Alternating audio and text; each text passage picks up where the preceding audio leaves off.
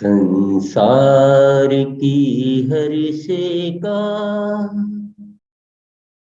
इतना ही फसाना है, एक धुंध से आना है, एक धुंध में जाना है। ये राह कहाँ से है, ये राह कहाँ तक है, ये राज कोई राही समझा है न जाना है।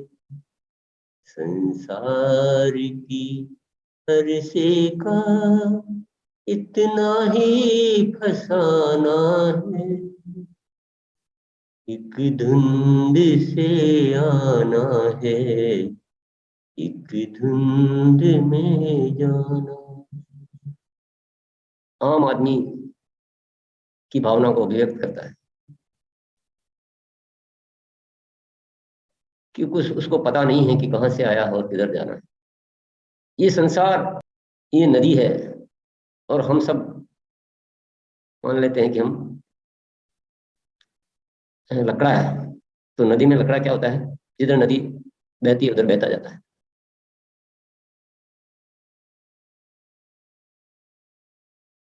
तो आम आदमी की यही कहानी है कि उसका कोई खुद का कोई लक्ष्य नहीं, खुद की कोई तैयारी भी नहीं। पर दुनिया में चंद लोग होते हैं जो क्या करते हैं, अपने आप को नाव बना लेते हैं। क्या करते हैं वो नाव बना लेते हैं, और फिर वो तैरने वाले नहीं रहते हैं, वो तिराने वाले बन जाते हैं।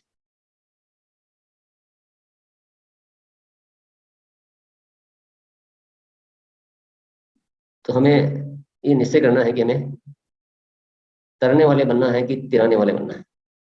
ये जो गाना लिखा ना, वो किसी लकड़ी की विचारधारा वाले ने लिखा। बोला पता नहीं है कहाँ से आए हैं, कहाँ से जाना है, कुछ पता नहीं। पर किसी नाव वाले दिमाग ने लिखा होता तो कुछ और लिखता, वो ऐसे नहीं लिखता।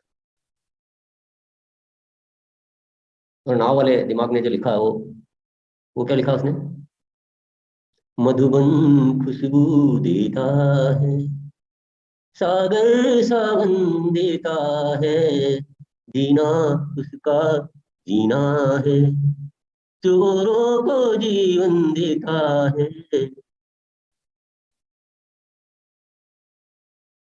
तो लकड़ा बन के जिएंगे तो न और का पता चलेगा न छोर का पता चलेगा, लेकिन नाव बन के जिएंगे तो जिंदगी मकसद वाली बन जाएगी। लकड़ा भी तैरता है तो नाव भी तैरती है, ऐसा नहीं। पर नाव और लकड़े में फर्क है। लकड़ा अपनी दिशा निर्धारित नहीं कर सकता है, पर नाव अपनी दिशा निर्धारित कर सकता है। लकड़ा दूसरों को नहीं तिरा सकता है, पर नाव दूसरों को तिरा सकती है। अगर हम नाव बन जाते हैं तो क्या हानि हो सकती है, कि तैरना तो मिटेगा नहीं ना हमारा, खुद तो तिर ही जाएंगे, उसमें कहाँ डाउट है। पर तिराने वाले बन जाएंगे तो जिंदगी मकसद पूर्ण बन जाएगी। आम आदमी भूल गया कि जीवन मिला किस लिए। ये जीवन मिला है नाव बनने के लिए मिला है, दूसरों को पार लगाने के लिए। पर इस भीड़ में, क्योंकि दुनिया में तो लकड़े लकड़े बह रहे हैं, बोले सभी बह रहे हैं तो हम भी बह जाते हैं। नाव तो कभी दिखाई नहीं देती, बहुत कम दिखती है। तो हम केवल भीड़ का हिस्सा बन जाते हैं, ये जो सब कर रहे हैं वो ठीक है। अब आप खुद ही देख लो कि दुनिया में नाव कितनी है और लकड़े कितने हैं। अगर जो ज्यादा है वो ठीक है तो फिर लकड़ा ठीक होना चाहिए, और जो कम है वो ठीक है तो फिर नाव ठीक होनी चाहिए। ज्यादा होना सत्यता का प्रतीक नहीं है, ज्यादा होना निर्णय लेने का कारण नहीं है। ज्यादा से नहीं देखना है, हमें सत्य को देखना है, हमें समझदारी से काम लेना है। लकड़ी में क्या मजा है जीने का? मजा तो नाव में है, पर हमसे कुछ छूट नहीं रहा है। नाव मतलब देने के लिए, लकड़ा मतलब जीने के लिए। ये प्रतीक के रूप में बात कर रहा हूं मैं, ऐसे ही प्रतीकों को कोई ज्यादा मतलब नहीं, मतलब है बात का। देने के लिए तो कुछ ही लोग दुनिया में बन पाते हैं, पाने के लिए तो पूरी भीड़ है। और देने के लिए जो बनेगा उसके पाने में तो कोई कमी आने वाली नहीं है। यानी जो नाव बनेगा उसके खुद के तरने की कोई रिस्क नहीं है उसमें। तो देने के लिए बन जाएंगे तो पाने में कोई रिस्क नहीं है, लेकिन पाना छूटता नहीं है, पकड़ के बैठ गया। हम देना भी इसलिए शुरू करते हैं कि कुछ मिल जाए, वहीं दोष आ जाता है। नाव भी डूब सकती है, लकड़ा तो फिर भी नहीं डूबा। नाव की डूबने की रिस्क छेद हो जाता तो नाव डूब जाती है, बड़े बड़े टाइटैनिक डूब गए। तो देना इसलिए नहीं है कि कुछ मिल जाएगा, कुछ मजा आ जाएगा, कुछ अच्छा हो जाएगा। वो तो छेद के जैसे, नाव में छेद। देना है तो बस देना है, देना है, जीना इसी के लिए। वही मकसद है जीवन का, और यही प्राप्ति है जीवन की। देने से जो मिलेगा वो प्राप्ति नहीं है। ये तो हिसाब किताब लगा रहा दिमाग, सौदाबाजी, सौदा करता है दिमाग। क्यों दूं, क्यों बनूं देने वाला, बस सौदे में उलझ जाते हैं। इसलिए दूं कि कुछ मिल जाएगा, यहीं से दोष शुरू हो जाता है। तो देना और नहीं देना एक जैसा है। सिर्फ देना है, यही अपने आप में प्राप्ति, ऐसा मान।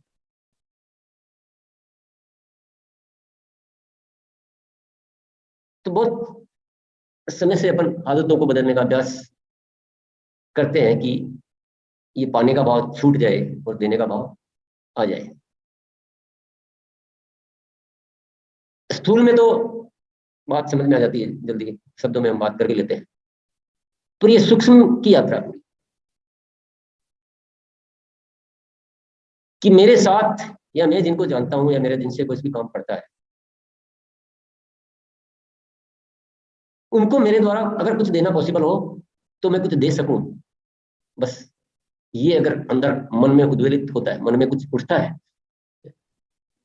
तो समझो देने का कुछ मामला बना। हिसाब किताब लगा के चलो यार इसके संबंध बनाते हैं ताकि मेरा माल बिक जाएगा।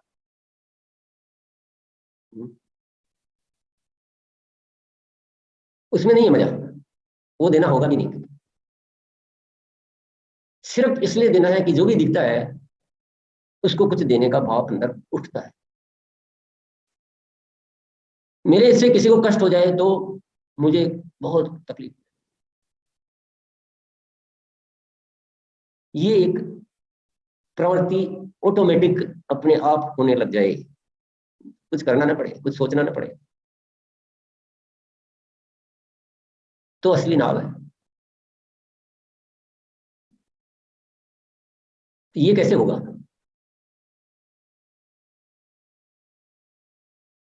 इसमें तो दो चीजों का मिश्रण चाहिए ना, ज्ञान और अभ्यास। क्योंकि अभ्यास किसके लिए कर रहे हैं ये भी पता होना बहुत जरूरी है। अभ्यास, हम योगाभ्यास करते हैं सुबह, तो तन और मन को स्वस्थ बनाने के लिए कर रहे हैं कि बॉडी बिल्डिंग के लिए कर रहे हैं कि दूसरों को दिखाने के लिए कर रहे हैं कि देखो मैं इतना झुक सकता हूँ, इतना कर सकता हूँ। अभ्यास तो होगा, उतना ही टाइम होगा, लेकिन अगर मकसद क्लियर नहीं है, मकसद का ज्ञान नहीं है, तो अभ्यास भी वो परिणाम नहीं दे सकता जो परिणाम मिलने चाहिए। तो कुछ हमें छोड़ना बहुत जरूरी है। काम, क्रोध, लोभ, मोह, मद, ईर्ष्या, लोग बोलते छूटता नहीं है। वो तो बहुत कोशिश करता हूँ पर छूट नहीं रहा है, थोड़ा सा तो कम हुआ पर छूट नहीं रहा है। जिस दिन भैया नाव बन जाओगे ना, तो क्रोध आने से पहले मन में ख्याल आएगा कि मेरे माध्यम से किसी को थोड़ा सा भी हर्ट ना हो जाए, मेरी बात से किसी का दिल में जरा भी दर्द ना हो जाए, ये तो मेरी रोल ही नहीं है, ये तो मुझसे हो ही नहीं सकता, तो कैसे क्रोध आएगा, कैसे ईर्ष्या होगी, कैसे नफरत होगी। हम सब इस बात पे पूरी तरह से यकीन कर सकते हैं कि नाव बनने में जीवन का सहारा है। हम संग्रह करते हैं जीवन में, अच्छी वस्तुओं का संग्रह करते हैं, धन दौलत का संग्रह करते हैं, और जितना ज्यादा संग्रह होता है हमें लगता है कि हमने कुछ हासिल किया है।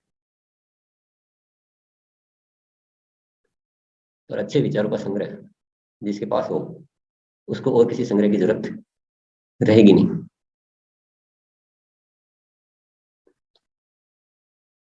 तो बहुत क्लियर थॉट और सूक्ष्म स्तर पे सौदेबाजी नहीं करनी। किसके साथ सौदा करना? सौदा करेंगे स्थूल में रह जाएंगे, सौदा करेंगे छेद हो जाएगा नाव में, सौदा करेंगे तो प्राप्ति नहीं है, वो बिजनेस, वो सौदा है, वो धंधा है, वो लोभ है, वो लालच है। कोई सौदा नहीं, कुछ चाहिए नहीं, एकदम प्योर। जो एकदम प्योर हीरा होता है ना, उसकी कीमत सबसे ज्यादा होती है। और जो सबसे प्योर पवित्र मन होता है ना, वो दुनिया का सबसे शक्तिशाली मन होता है। आज की इन हालातों में, इस भीड़ भरे संसार में, इस लकड़ों के ढेर में हम कहीं खो गए हैं, हम भूल गए मकसद को, इस जीवन के मकसद को भूल गए। हमें जिंदगी में जो करना था और जिसलिए हम आए थे, वो हमसे अलग हो गया। एक गलत फहमी चल रही, सतत चल रही है, बड़े समूह में चल रही। उसी बात को लेकर एक कविता पहले भी एक दो बार मैं सुना चुका हूँ, और बहुत सारे साथी नए आते रहते हैं तो वो भी सुन लेंगे। ए जिंदगी ये तूने क्या कर लिया, ए जिंदगी ये तूने क्या कर लिया, पाना था वो छूट गया, खोना था उसे पकड़ लिया। मोह माया के दास हो गए, खुश होना था उदास हो गए, असल असल सब रह गया, नकली सारा पकड़ लिया। ए जिंदगी ये तूने क्या कर लिया। धन के लिए अपनों को खोया, अपनी करनी पर फिर रोया, मन तो है खाली का खाली, जेबों को चाहे खूब भर लिया। ए जिंदगी ये तूने क्या कर। चीजों में खुशियों को चाहा, पाकर भी मन नहीं भर पाया, भीतर का एहसास नहीं है, बाहर कितना भटक लिया। ए जिंदगी ये तूने क्या कर लिया। जीवन तो अनमोल रतन है, इस धरती का दुर्लभ धन है, मदहोशी में बेहोशी में दिव्य रतन धन व्यर्थ कर लिया। ए जिंदगी ये तूने क्या कर लिया। खुद को केवल तन ही माना, आत्म तत्व को नहीं पहचाना, माटी के पुतले के पीछे जीवन सारा बसर कर लिया। ए जिंदगी ये तूने क्या कर लिया।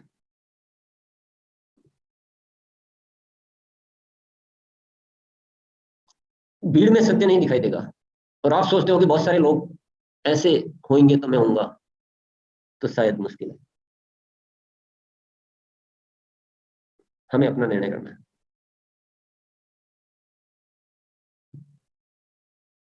बहुत पेचीदा भी है, बहुत आसान भी है।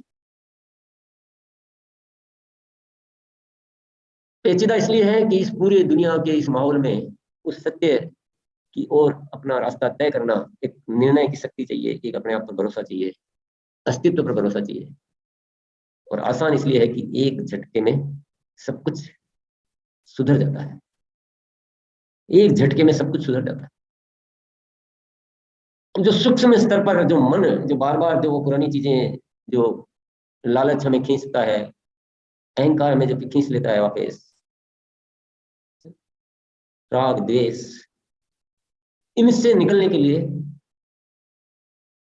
इस अभ्यास का सहयोग हम ले सकते हैं, ताकि हमारा सूक्ष्म स्तर पर बहुत स्पष्टता आ जाए। सूक्ष्म को समझना बहुत जरूरी है, स्थूल तो बहुत जल्दी समझ में आ जाता है। बोलने में कुछ भी बोल सकता हूं मैं, बड़ा आसान है कि मुझे बस अपने लिए कुछ भी नहीं चाहिए, मुझे तो बस दुनिया के लिए जीना है। बहुत ही आसान बोलना है, पर बोल तो मैं क्या रहा हूँ कि मुझे अपने लिए कुछ भी नहीं चाहिए, मुझे बस दुनिया के लिए जीना है। अंदर मन में क्या चल रहा है, यार चलो, ऐसा कहने से लोगों का मेरे भीतर विश्वास बढ़ेगा और इससे मेरा बिजनेस अच्छा हो जाएगा, मेरे पैसे ज्यादा। मन में क्या चल रहा है उससे वो, क्योंकि वो कुछ हुआ ही नहीं, वो तो और उल्टा खुद के साथ ही धोखा हो गया। मन में विचार आना चाहिए, भाव उठने चाहिए, यही प्राप्ति है, यही जीवन है, यही सत्य है।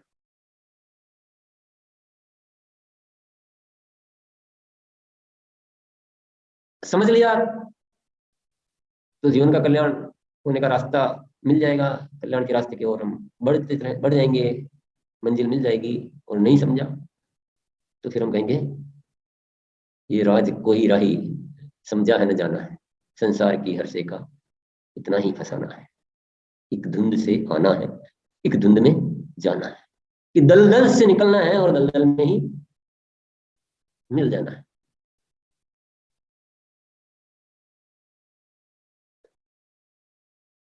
तो सत्य इतना ही है, सत्य के बारे में ज्यादा बोला नहीं जा सकता है, सत्य को केवल महसूस किया जा सकता है।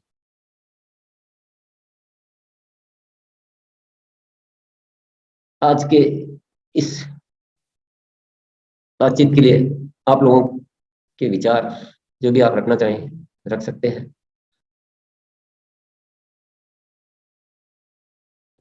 क्योंकि बोलना और सुनना दोनों ही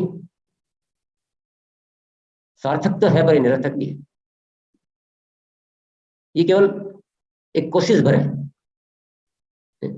ये मेरे मन में या किसी के भी मन में एक फहमी है कि मैं बोलूंगा तो कुछ हो जाएगा। ये केवल फहमी है, इसको गलत फहमी कहें कि सही फहमी कहें, पर ये केवल फहमी है, ये कुछ वास्तविकता कुछ भी नहीं है। सुनने में भी लगता है कि हम सुनेंगे तो कुछ हो जाएगा, ये भी एक फहमी, इसमें भी ज्यादा वास्तविकता नहीं है, पर ये जरूरी भी है। इसके बिना काम भी नहीं चल सकता है, इससे भी काम भी नहीं चल सकता है। बात कहीं इसके माध्यम से कुछ और करना है, इनमें कोई सार नहीं। जिंदगी भर सुन लो, कुछ नहीं होने वाला। और पकड़ लिया बात को इशारे में तो उसी पल कुछ हो जाएगा। कह दो दुनिया भर की रामायण, कुछ नहीं होने वाला।